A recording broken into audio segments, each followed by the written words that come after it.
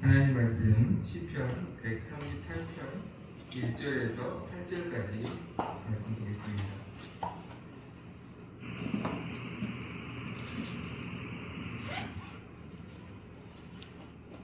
시편 138편 1절에서 8절까지 말씀입니다.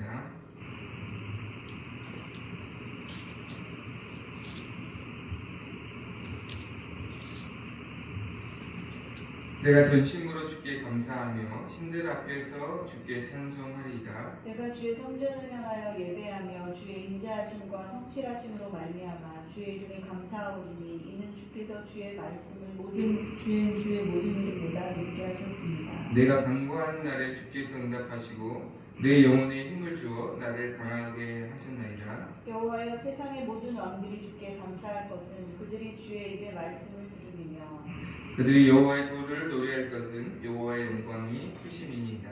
여호와께서는 높이 계셔도 낮은 자를 굽어 살피시며 멀리서도 교만한 자를 아심이니이다. 내가 환난 중에 다닐지라도 주께서 나를 살아나게 하시고 주의 손을 펴사 내 원수들의 분노를 막으시며 주의 오른손이 나를 구원하시리이다.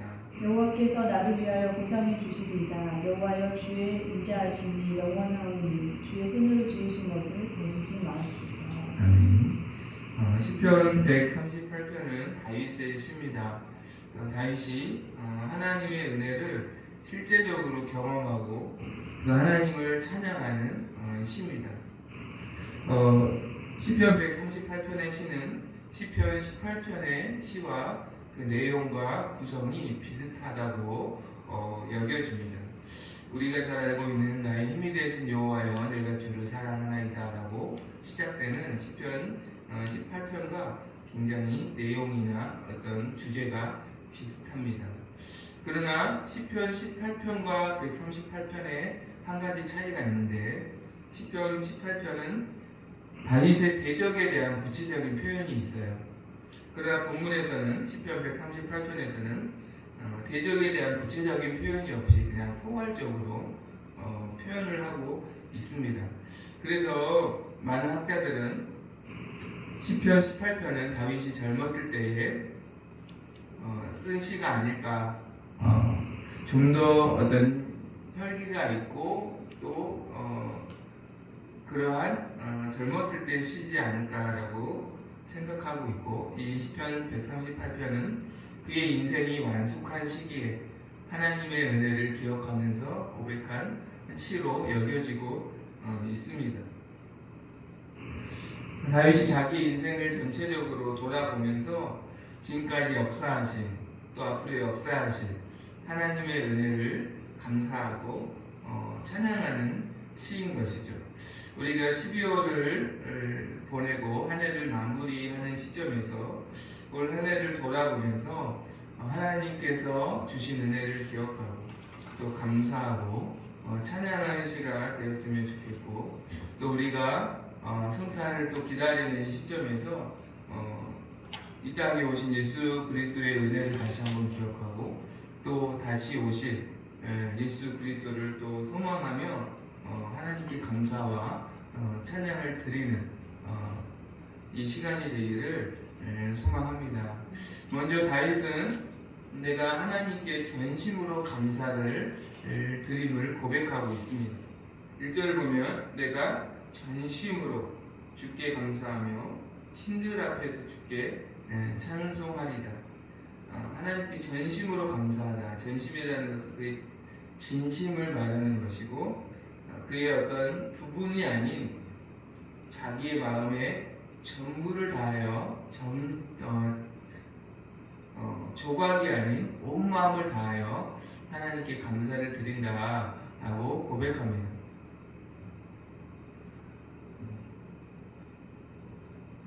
그리하여 2절에 보니까 내가 주의 성전을 향하여 예배한다라고 말합니다. 주의 성전이라고 쓰여 있는데 원어를 보면 주의 성막을 향하여 내가 주께 예배한다라는 뜻인데요. 주의 성막은 하나님께서 이스라엘 백성과 함께 하시기 위해서 모세에게 명령하여 지으신 하나님이 거하시는 처소죠. 하나님은 하나님이 거하시는 처소를 모세를 통해 짓게 하시고 그 처소에 그 성막에 나아오는 방법을 가르쳐 주십니다. 그것이 레위기에 말씀하고 있는 제사법이죠. 그러니까 하나님의 임재가 있는 성막에 하나님 앞에 나아오는 것은 하나님이 주신 말씀대로 나아올 때 하나님의 임재를 경험하고 하나님을 찬송하는 것입니다. 그러니까 이 다윗의 고백은 내가 하나님의 말씀대로 오직 하나님만을 모든 신들 앞에서 경배할 것입니다 라고 고백하는 것이죠. 그러니까 하나님에 대한 전심으로 드리는 감사가 하나님의 말씀을 존중하는, 하나님을 존중하는 모습으로 나타나고 있음을 우리는 다윗의 고백을 통해서 알 수 있습니다. 다윗이 모든 이름 중에 오직 하나님께 전심으로 감사하며 하나님만 예배하겠다라고 고백하는 그 이유를 계속해서 말씀하고 있는데요. 2절 보면 내가 주의 성전을 향하여 예배하며 주의 인자하심과 성실하심으로 말미암아 주의 이름에 감사하오니 이는 주께서 주의 말씀을 주의 모든 이름보다 높게 하셨습니다. 주의 인자하심으로 주의 모든 말씀을 주의 이름보다 높게 하셨다. 이 말씀은 이런 뜻입니다. 우리가 누군가의 말을 약속을 우리가 믿을 때 예를 들어서 내가 누군가에게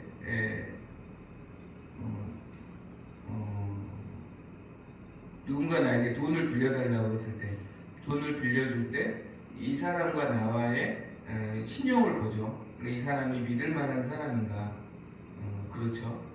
그것을 보고 돈을 빌려줍니다. 마찬가지로 우리가 하나님의 약속의 말씀을 신뢰하는 것은 하나님의 이름을 내가 신뢰하는 것이죠. 그래서 하나님의 이름을 신뢰함으로 하나님의 약속을 내가 믿고 기다립니다. 그런데 다윗은 그런 고백을 하는 거예요. 내가 신뢰하는 하나님의 이름보다 하나님의 응답이 내가 기대했던 하나님의 이름보다 더 크시다라는 거죠. 그래서 이렇게 고백하는 겁니다. 주의 모든 이름보다 높게 하셨다. 그러니까 하나님의 응답하심을 보면 내가 기대하고 내가 신뢰했던 하나님의 이름보다 더 크게 하나님은 항상 응답해 주셨다. 그것도 주님의 인자하심과 성실하심으로 하나님은 내가 신뢰하고 내가 기대했던 내가 믿고 있는 하나님의 이름보다 더 크게 역사해 주셨다. 라는 것을 고백하는 것이죠. 그래서 내가 주께 감사합니다. 전심으로 감사합니다. 그리고 내가 하나님의 말씀하심을 따라 하나님만을 예배할 것입니다. 라고 고백하는 것이죠. 우리는 이렇게 반문할 수 있습니다. 주님 외에 내 삶에는 내가 기대한 하나님의 이름보다 넘치도록 내 삶에는 하나님의 약속이 이루어지지 않습니까? 하나님이 내게는 이러한 응답을 주시지 않습니까? 라고 우리는 반문할 수 있습니다.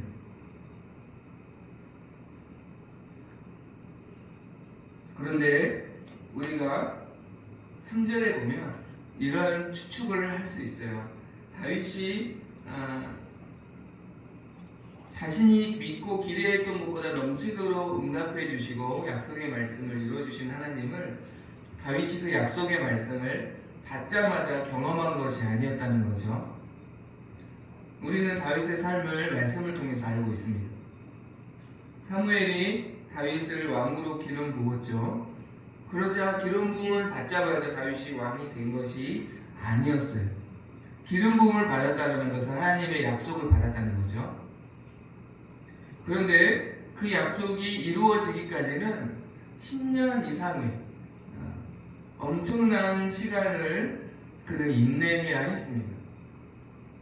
그것도 그냥 인내하는 시간이 아니라 7절에 보니까 환난 중에 그러니까 기름 부음을 받자마자 다윗은 오히려 사울에게 쫓기는 신세가 되었죠. 그리고 도망자의 시간을 10년 이상의 시간을 그는 당해야 했습니다. 그런데 놀라운 것은 하나님이 약속하신 그 말씀을 다윗이 인내할 수 있도록 힘을 주신 거예요. 그것이 3절입니다. 어떻게 힘을 주십니까? 내가 간구하는 날에 주께서 응답하시고 내 영혼에 힘을 주어 나를 강하게 하셨나이다. 간구하는 날에 주께서 응답하셨는데 어떻게 응답하셨냐면 그의 영혼에 힘을 주어서 다윗을 강하게 하셨다. 그러니까 다윗이 하나님을 고난 중에 하나님의 약속의 말씀을 인내하면서 기다리면서 환난 중에 간구하였을 때 하나님께서 다윗의 영혼에 힘을 주셨다.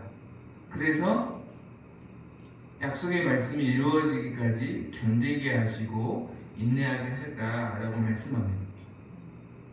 이것이 우리가 하나님이 우리에게 약속의 말씀을 주시고 그 약속의 말씀이 넘치도록 이루어지기까지 우리 가운데 인내할 수 있도록 붙들어 주시는 방법이라는 거예요. 우리의 영혼에 힘을 주신다. 우리의 간구를 들으시고 우리의 영혼에 힘을 주셔서 그 약속의 말씀이 이루어지기까지 능히 인내하게 하여 주신다라고 말하는 것입니다.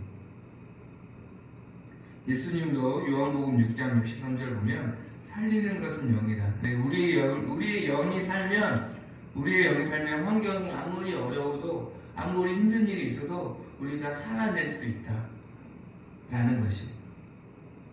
우리는 이것을 좀 경험할 때가 있습니다.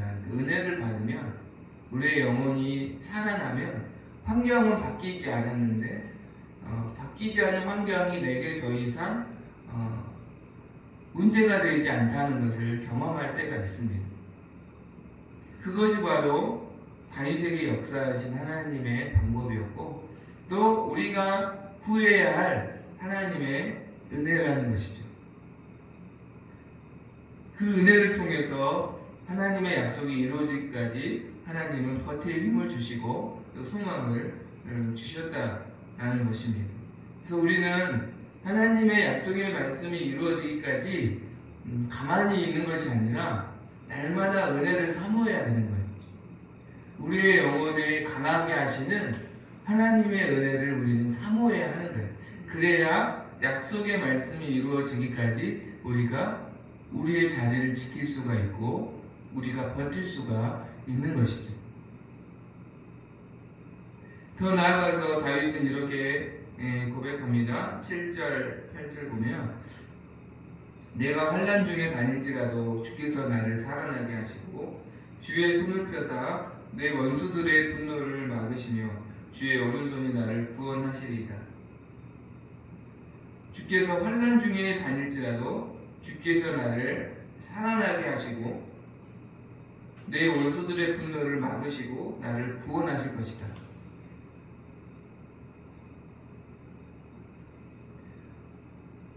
본문을 통해서 우리가 알 수 있는 것은 이 7절 말씀은 사실 미래형으로 되어 있어요. 나를 구원하시리이다. 그렇죠. 미래형입니다. 그러니까 지금은 그가 환난이 있고 지금은 원수들이 너무나 강하고 지금은 하나님의 구원을 경험하지 못하고 있는 거예요. 7절 보면 주께서 나를 살아나게 하실 것이다. 이것도 미래형이에요. 주께서 나를 살아나게 하실 것이다. 그것은 무슨 말이냐면 다윗이 지금은 죽음과 같은 어떤 환난을 경험하는 거예요.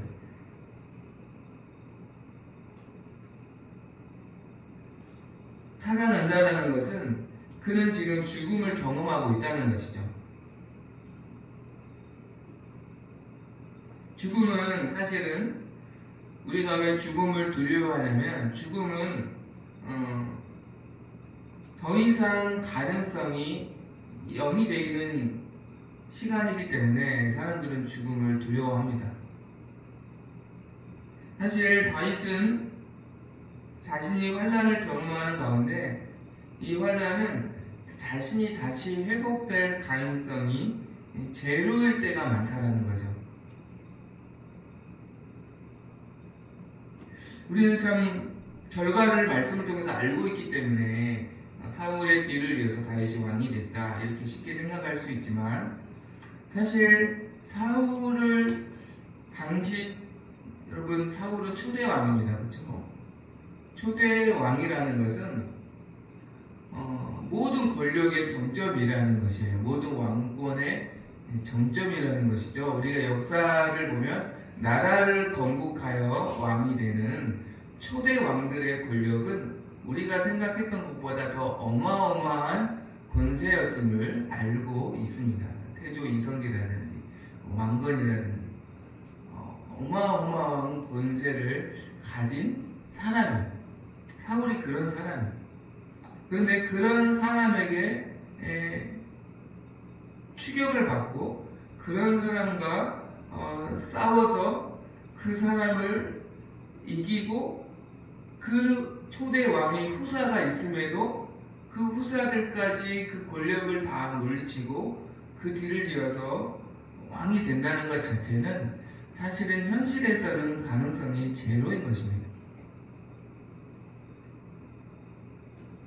쉽게 말하면 최고의 이름도 없는 가정에서조차 버림받은 막내 아들에 목동에 불과한 다윗이 최고의 권력자를 이기고 그 권력을 차지한다는 것은 현실에서는 가능성이 없어요. 그 사람에게 미움을 받는다는 것을, 그 사람이 자기를 죽인다라고 결정한 것을 사실은 벗어날 수 있는 가능성은 사실은 현실에서는 제로입니다.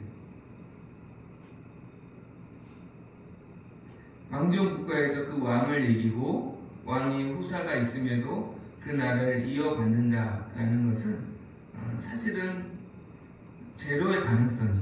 그러나 다윗은 고백한 거예요. 하나님께서 나를 살아나게 하실 것입니다. 하나님께서 원수들의 분노를 막으실 것입니다. 원수들의 손에서 나를 지켜주실 것입니다. 그리고 그분의 오른손이 나를 구원하실 것입니다.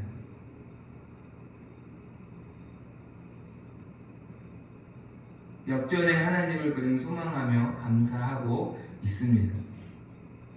우리가 역전의 하나님을 소망할 수 있는 이유는 예수님께서 십자가에서 죽으시고, 죽음이라는 것은 모든 가능성이 0이 되는 시간이잖아요. 그러나 예수님은 죽은 자 가운데 다시 살아나신 줄 믿습니다. 예수님이 부활하심으로 말미암아 모든 것이 역전이 되었음을 우리는 알고 있습니다. 환난과 핍박을 당했던 주님의 제자들과 주님을 따르는 제자들이 예수님의 부활로 말미암아 담대하게 일어나게 되었고, 하나님의 교회는 더욱 왕성하게 되었고 세상의 빛과 소금이 되었습니다. 우리가 죽음과 같은 절망 속에서도 감사할 수 있는 것은 예수님께서 부활하심으로 말미암아 우리도 부활하게 하실 것을 믿기 때문에, 이 주님의 부활은 어떤 죽음과 절망 속에서도 역전케 하시는 하나님의 능력을 우리에게 알려주고 계시기 때문에 우리는 어떤 환난 중에서도 부활의 소망을 가지고, 부활의 신앙을 가지고 다시 역전케 하실 하나님께 감사할 수 있는 것이죠. 그 죽음이 올지라도 그 죽음이 끝이 아니라 우리가 부활할 것을 믿기 때문에, 그리고 그 원수들을 결국은 갚으시고 상을 주시는 하나님을 우리가 믿기 때문에 우리가 감사할 수 있는 것입니다. 그리고 다윗의 이 고백은 실제로 그의 현실이 된 줄로 믿습니다. 7절의 고백처럼 하나님은 다윗을 일으켜 세워주셨고 그를 이스라엘의 왕으로 세워주시며 다윗의 모든 대적을 물리쳐 주시며 그를 주님의 강한 오른손으로 붙들어 주시고 그를 높여 주셨습니다. 환난 중에 고백했던 그 감사의 고백이 그의 현실이 된 것입니다. 우리가 오늘 말씀을 통해서 한 가지 기억해야 될 것은 다윗은 현실은 환난 중이었지만 역전의 하나님을 소망하며 또 역전의 하나님을 신뢰하며 그가 현재형의 감사를 하나님께 드렸다라는 거예요. 그러니까 내가 원수를 이기고 나서 감사를 드린 게 아니라 원수를 이기게 하실 그 하나님께 지금 감사를 드렸다라는 것입니다. 그리고 그의 믿음의 고백대로 그의 고백이 실제적으로 그의 현실이 되게 하시는 것을 보게 됩니다. 그렇습니다. 오늘도 우리가 아직 이루어지지 않았을지라도 하나님의 일하심을 역전의 하나님을 우리가 신뢰하며 현재 감사를 드릴 수 있는 우리 모두가 되기를 소망합니다. 지금 감사를 드릴 수 있는 우리 모두가 되기를 소망합니다. 그러한 자에게 그가 감사로 믿고 고백한 미래가 그의 현실이 되게 하여 주실 줄 믿습니다. 그 은혜가 우리에게 일어날 수 있기를 간절히 소망합니다. 또한 다윗은 오직 여호와께 노래할 것을 고백합니다. 5절에 보니까 그들이 여호와의 도를 노래할 것은 여호와의 영광이 크심이니라.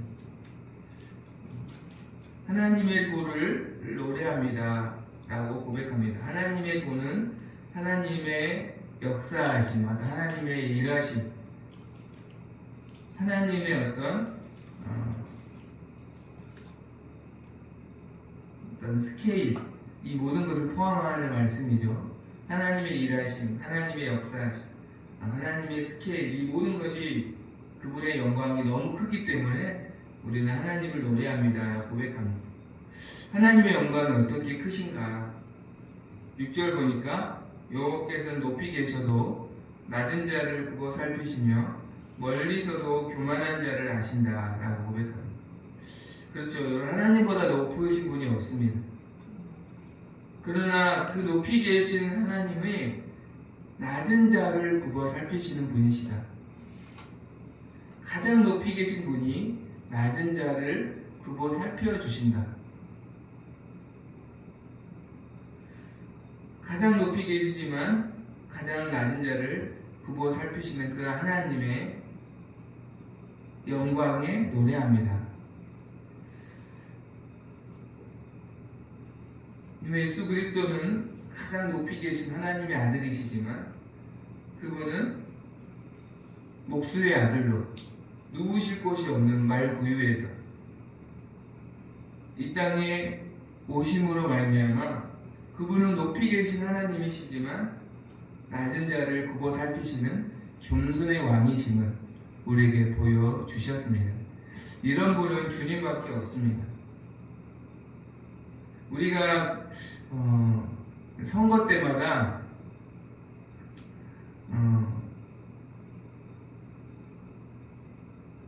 우리의 마음에 한 가지 갈등이 있죠. 누가 국회의원이 되고 또 누가 대통령이 돼도 사실 이 서민의 삶은 크게 바뀌지 않는 거예요. 그렇죠? 그래서 누가 되든 사실 나는 잘 크게 상관이 없다라고 생각되어지는 것이죠. 왜 그러냐면 그럴 수밖에 없죠. 높은 권력을 가질수록 낮은 서민들의 삶을 사실은 더 이해할 수가 없습니다. 그러나 하나님은 가장 높이 계시지만 가장 낮은 자를 오히려 살피시는 하나님이시다. 우리가 여기서 어떻게 알 수 있냐면 가장 높이 계시지만 하나님은 나의 기도를 들으신다. 정말 놀라운 겁니다. 가장 높이 계신 분이 오늘도 작고 작은 나의 작은 신음에도 응답해 주신다. 놀라운 일이에요. 그래서 주님은 내가 너희의 친구다 라고 말씀하시고 내가 너희와 함께한다 라고 말씀하신 것이죠. 그러면서도 하나님은 하나님의 크신 영광을 결코 빼앗기지 않으십니다. 세상에서는 높이 계신 분이 자신을 낮추어서 낮은 자들과 함께하면 그분을 우습게 보거든요. 오히려 존경하는 사람도 있지만 또 많은 사람들은 우습게 여깁니다. 그것이 죄인의 본성이에요. 하나님은 높이 계시지만 낮은 자들과 함께 하시는데 그럼에도 불구하고 하나님은 하나님의 영광을 빼앗기지 않으십니다. 어떻게 해요? 6절 하반절을 보니까 멀리서도 교만한 자를 하신다. 교만한 자를 물리치심으로 하나님은 하나님의 영광을 빼앗기지 아니하신다. 멀리서도 교만한 자를 아신다는 것은 하나님은 교만한 자가 어디에 있든 다 아시고 그들이 자신의 교만을 숨기고 감추려고 해도 그 교만한 자들을 다 아시고 그들을 물리치신다라는 것이죠. 성경을 보면 사탄은 한 번도 하나님을 여호와라고 부른 적이 없습니다. 여호와라는 하나님의 이름은 하나님의 백성에게만 하나님께서 부를 수 있도록 알려주신 이름입니다. 또 사탄은 한 번도 하나님 앞에서는 자신의 정체를 숨긴 적이 없습니다. 아담과 하와에게는 뱀을 통해서 자신의 정체를 숨기고 접근했고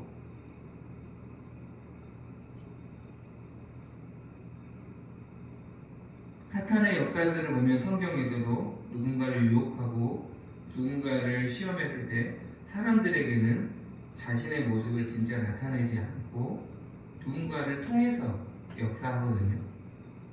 그러나 욥기를 보고 또 예수님이 시험 당하실 때 사탄의 모습을 보면 사탄은 자신을 숨기지 않고 예수님 앞에서는 그대로 나타납니다. 왜? 어차피 못 숨기니까. 자신이 숨기려고 해도 예수님 앞에서는 숨길 수 없으니까 그렇게 나오는 거예요. 그러니까 하나님은 교만한 자가 아무리 자신의 교만을 숨기려고 해도 숨길 수 없다는 거예요. 다 아신다는 거예요. 또 교만한 자를 물리치신다는 거죠. 교만은 한마디로 말하면 내가 하나님을 의존하지 않겠다. 내가 스스로 독립하고자 하는 것이죠. 이것은 존재의 근원이신 창조주이신 하나님을 부인하는 것이고 하나님의 주인 되심을 내가 부인하는 것이죠.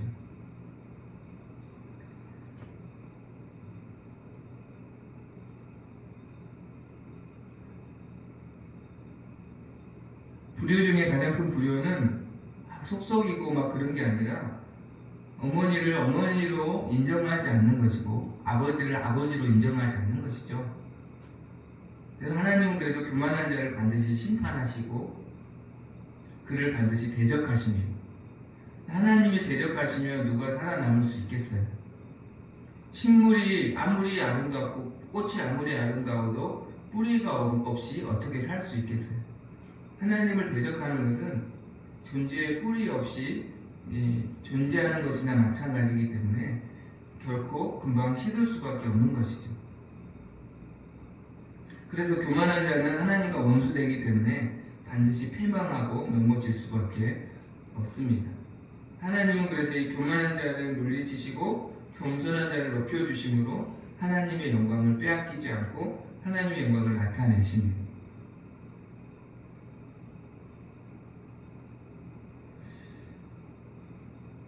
겸손한 자는 누굽니까? 잠언 3장 5절 6절 보니까 너는 마음을 다하 여호와를 신뢰하고 내 명철을 의지하라 의지하지 말라.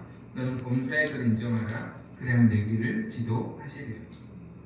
겸손한 자는 피조물에 불과한 자신을 의지하지 않고 죄인에 불과한 자신의 명철을 의지하지 않고 창조주이시며 생명의 주인 되신 하나님을 신뢰하고 그분을 인정하고 그분을 의지하는 사람이죠. 보이는 것보다 보이지 않는 하나님을 더 믿고 의지하는 사람입니다. 이러한 자를 하나님이 높여주시고 그를 통해서 하나님의 창조주 되심을, 구원주 되심을, 하나님의 영광을 나타내시는 것이죠.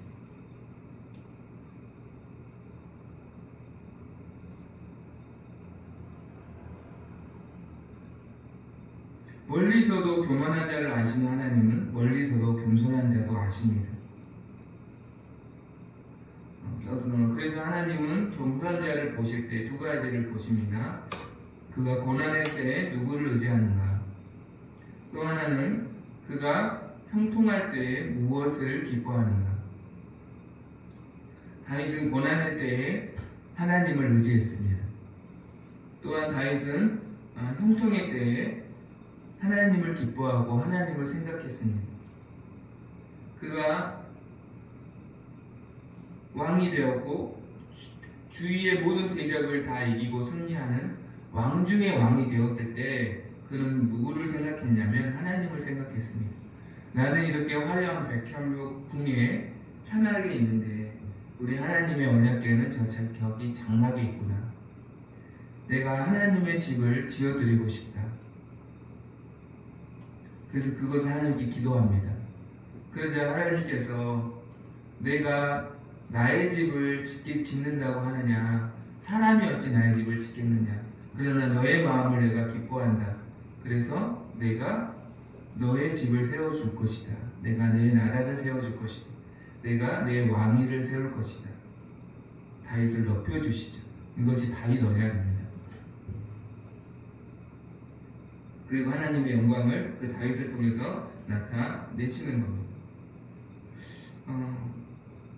그렇습니다. 오늘도 하나님은 높이 계셔도 낮은 자를 굽어 살피시고, 오늘도 하나님은 교만한 자를 멀리서도 아시고 그를 물리치시고, 겸손한 자 역시 멀리서도 아시고 그를 높이심으로 말미암아 하나님의 영광을 빼앗기지 않으시고 하나님의 영광을 나타내십니다. 하나님을 묵상할수록 하나님이 너무 아름다우시고 너무나 그 영광이 크심을 우리가 고백하게 됩니다. 그래서 우리가 그분을 노래할 수밖에 없는 것이죠.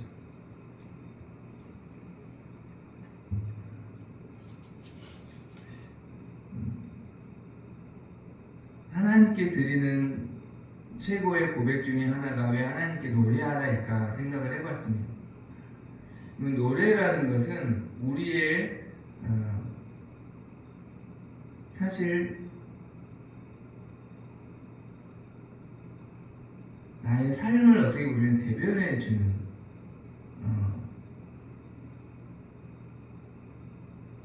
특징이 있어요. 예를 들어볼까요? 우리가 슬프면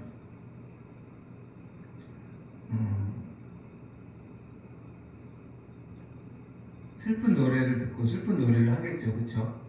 우리가 너무 기쁘면 막 신나는 노래를 합니다, 그렇죠? 그러니까 노래는 단순한 어떠한 유흥이 아니라 어떤 나의 삶을 대변해주는 하나의 어떤 장치와도 같은 것 같아요. 우리가 하나님을 노래한다는 것은 무엇이냐면 내 마음에 그 하나님을, 내 마음이 하나님으로 가득 채워져 있다는 것이죠.